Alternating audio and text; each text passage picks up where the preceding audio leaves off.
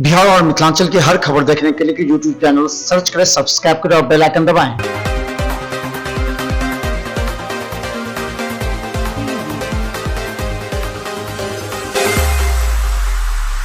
नमस्कार, बिहार मिथिला न्यूज में आपका स्वागत है। मैं मनोज और सबसे पहले हेडलाइंस के बाद हम आपको दिखाएंगे कि किस तरह नीतीश कुमार ने ललन सिंह के राष्ट्रीय अध्यक्ष का चयन किया है और आंदोलनी कला को समाप्त किया। तो दूसरी तरफ सिंह मुद्दे पर उसके स्वास्थ्य को लेकर के, इलाज को लेकर के पूरा बिहार एक हो रहा है। तो राष्ट्रीय जनता दल के प्रवक्ता शक्ति सिंह यादव ने जदयू पर लगाया कटाक्ष, कहा कि अगर दूसरा कोई बनता है राष्ट्रीय अध्यक्ष तो टूट सकता है जदयू। तो दूसरी तरफ तेजस्वी यादव ने कहा कि सभी की जनगणना होनी चाहिए विकास के लिए। लेकिन इससे पहले पटना के हेडलाइंस पर जदयू का 15 दिनों से चला रहा विवाद थमा, राष्ट्रीय अध्यक्ष बने ललन सिंह। मुख्यमंत्री नीतीश कुमार और सीपी सिंह ने कराई ललन सिंह के साथ समझौता। पटना प्रदेश कार्यालय में बजे बैंड बाजा और गुलाल मिठाइयां, नीरज कुमार ने लगाया आरोप। तो दूसरी तरफ बैरिया बस स्टैंड अब से प्रारंभ 31 जुलाई तक। मीठापुर से हटकर अब बैरिया बस स्टैंड आएंगे लोग, लेकिन सुविधाओं का घोर अभाव।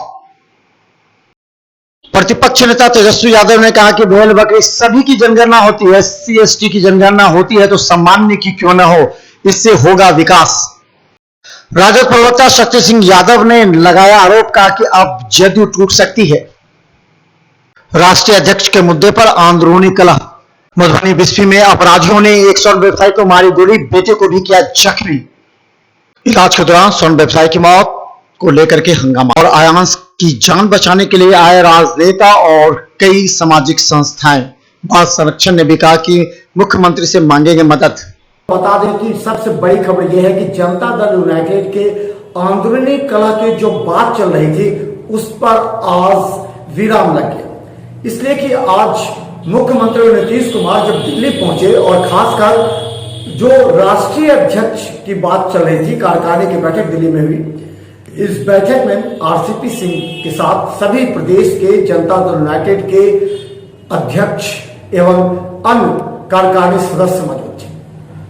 हालांकि मुख्यमंत्री नीतीश कुमार आज से नहीं, विगत एक सप्ताह से इस मुद्दे की गंभीरता को जांच रहे थे, क्योंकि विपक्षी लगातार आरोप लगा रहे थे और मुख्यमंत्री नीतीश कुमार ये कहना चाह रहे थे कि अब अगला राष्ट्रीय अध्यक्ष कौन होगा, ये बार बार उनसे सवाल पूछे जा रहे थे। तो वो उन्होंने कहा कि ये जदयू का आंदोलन नहीं मामला है और आज ललन सिंह, राजीव रंजन ललन सिंह को राष्ट्रीय अध्यक्ष मनोनीत कर लिया गया। उसके बाद RCP सिंह और ललन सिंह के बीच मुख्यमंत्री ने जो आंतरिक द्वेष था उसको भी दूर कराया। एक साथ ही गाड़ी पर बैठकर उन्होंने एक जगह बैठक की।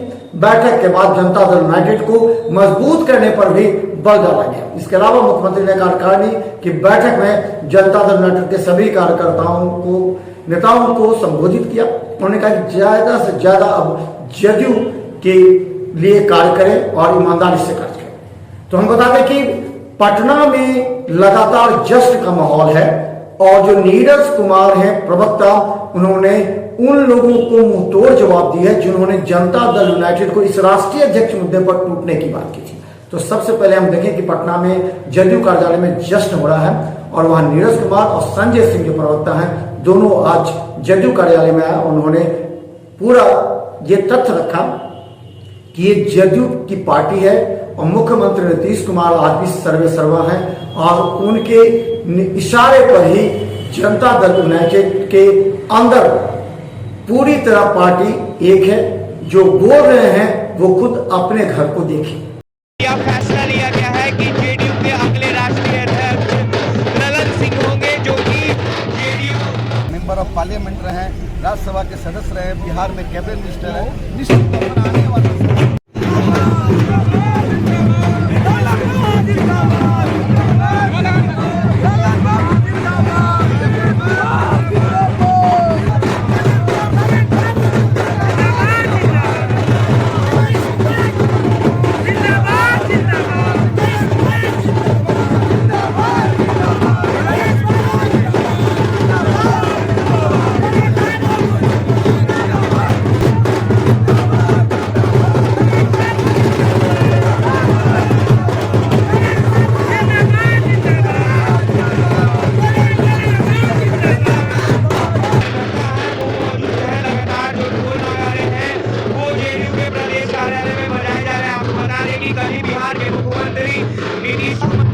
माननीय ललन बाबू की सबसे बड़ी उपलब्धि है कि पार्टी के प्रदेश अध्यक्ष रहते हुए उन्होंने पार्टी को मुकाम तक पहुंचाया था।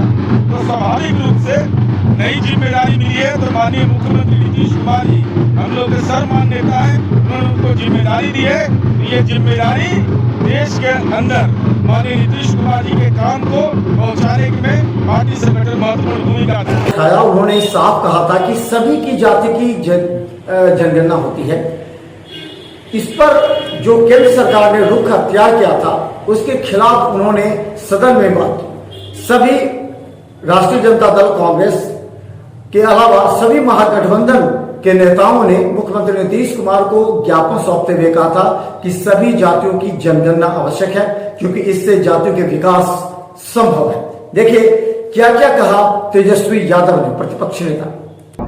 हम लोगों ने, जैसा कल आपको बताया गया कि मुख्यमंत्री जी से समय हम लोगों ने मांगा है, तो मुख्यमंत्री जी से हमारी मुलाकात हुई। आप लोग सब लोग जानते हैं कि लड़ाई लड़ने के बाद नीट का जो 14,000 सीटें जो केंद्र सरकार जो खाई हुई थी, केंद्र सरकार को झुकना पड़ा। वो भी पता है, लालू जी इसी कड़े धूप में सड़कों पर भी निकले थे और सर्व दल के लोग, यहाँ जितने लोग खड़े हैं, महबूब भाई हैं, अजय भाई हैं, अपने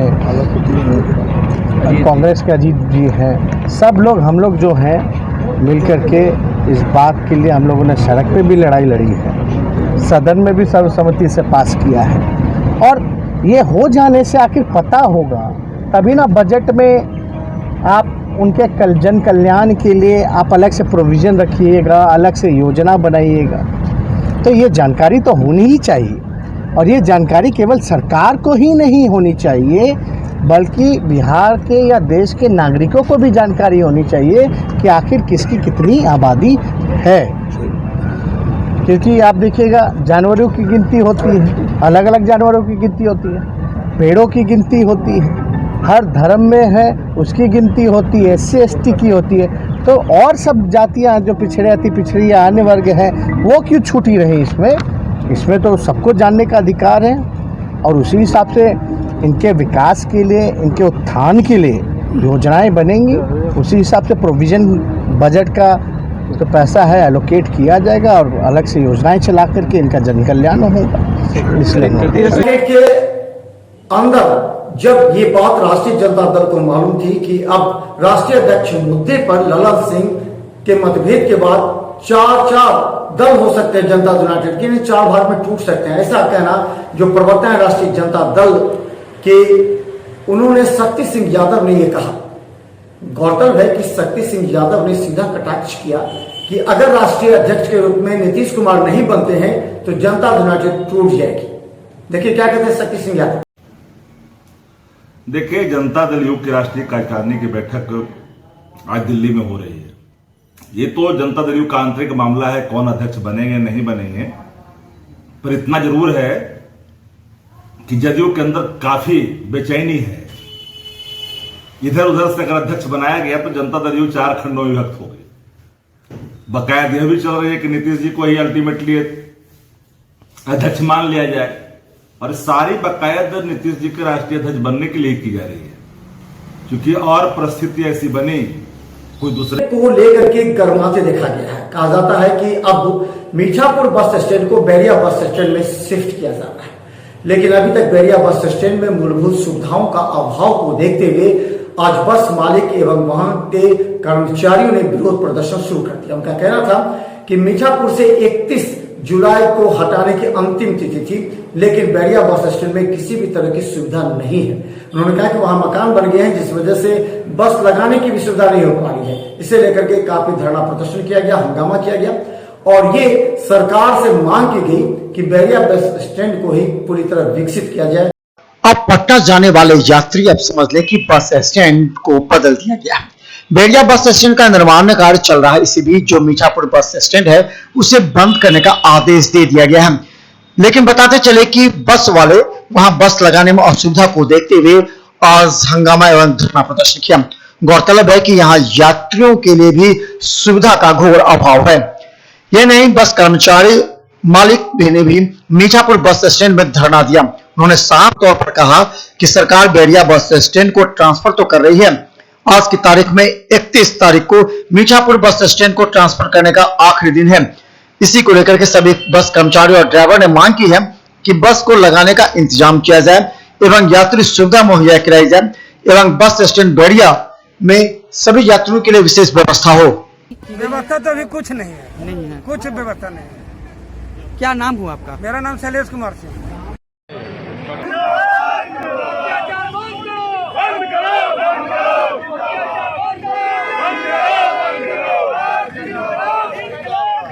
राज्य की एक चुनौती हो गई है।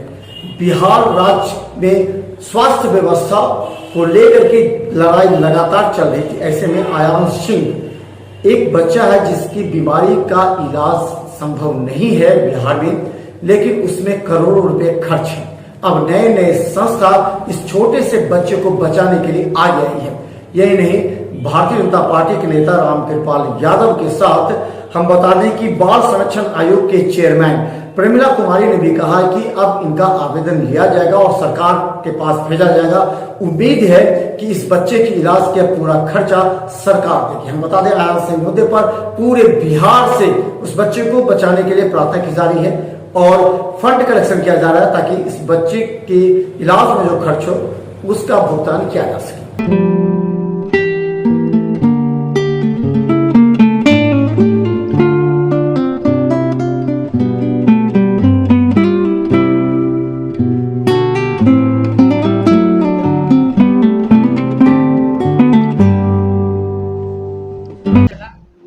अयांश जो है वो बीमारी से पीड़ित है। हम लोग उसको देखने के लिए यहाँ तक आए हैं और मेरा पूरा सरकार का भी पूरा सहयोग रहेगा। ऐसे आम जनता के लिए तो ये बहुत बड़ी रकम है, लेकिन सरकार के लिए तो बहुत बड़ी रकम नहीं है।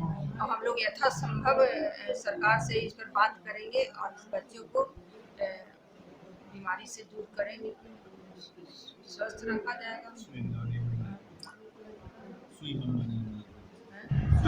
जो 16 करोड़ जो सुई का रेट बताया जा रहा है उसमें हम लोग सरकार से बात करके हम लोग मदद करें। सरकार से ये प्रोफेसर प्रमिला कुमारी प्रजापति, बाल संरक्षण आयोग अध्यक्ष।